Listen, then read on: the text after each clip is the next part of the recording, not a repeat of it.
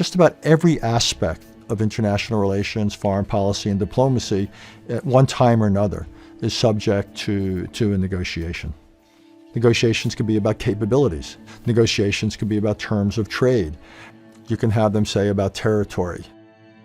Peace negotiations are a form of diplomacy where parties, they may or may not be governments, get together to essentially hammer out some sort of a compromise over some dispute. Negotiations of any sort always take place in a context.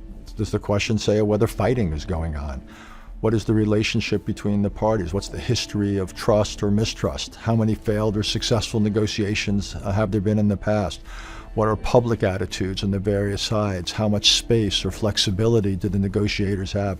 You can make a very long list of things that determine the context for any negotiation, and you would better make that list because negotiations never take place in a vacuum.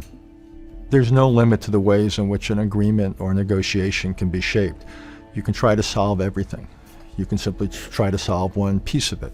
The parties to the dispute themselves can get together, or it can take some outsider, say the United States or some other government, or it can be an organization, say the United Nations. Outsiders can bring in incentives. For example, the United States has often encouraged Israelis to compromise in various negotiations with Arab entities. Why or how? By offering Israel various types of military support.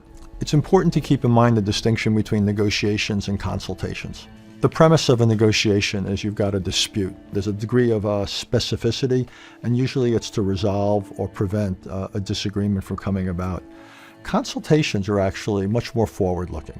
It's not so much that you've got a dispute, but you may have a common problem. What, say, to do about climate change? Consultations are the day-to-day of what diplomats do.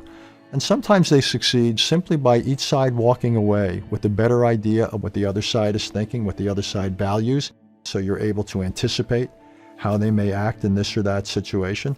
Consultations can be useful as an end in themselves, and sometimes consultations can be useful because they can actually set the ground for a successful negotiation.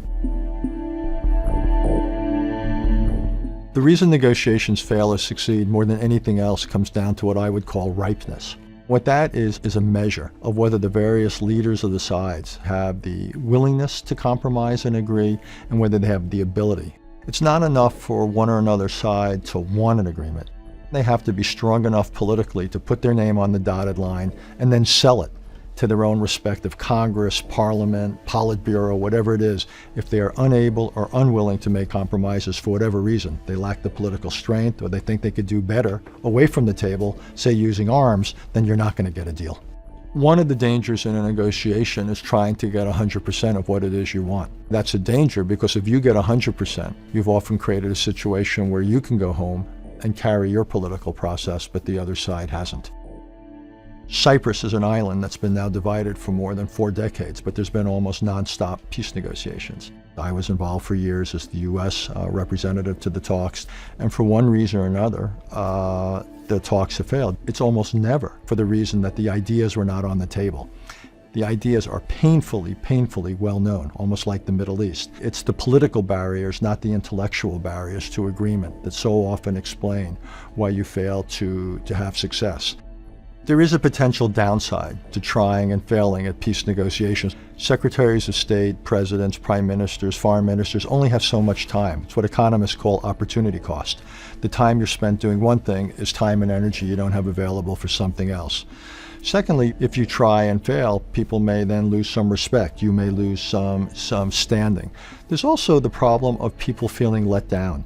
You try a negotiation. If it fails, then a lot of people are going to say, well, hold it. Does that mean compromise is impossible? Maybe then we should continue fighting. And I think we see some of those attitudes in the Middle East. Sometimes you're going to make an assessment that a situation simply isn't ripe. It's not teed up to be resolved. But then the answer isn't necessarily do nothing. The United States and the Soviet Union had all sorts of arrangements not to solve crises, but to manage them. Sometimes in foreign policy and diplomacy, your goal isn't to solve something, but rather it's to take an imperfect situation and to keep it from getting much worse.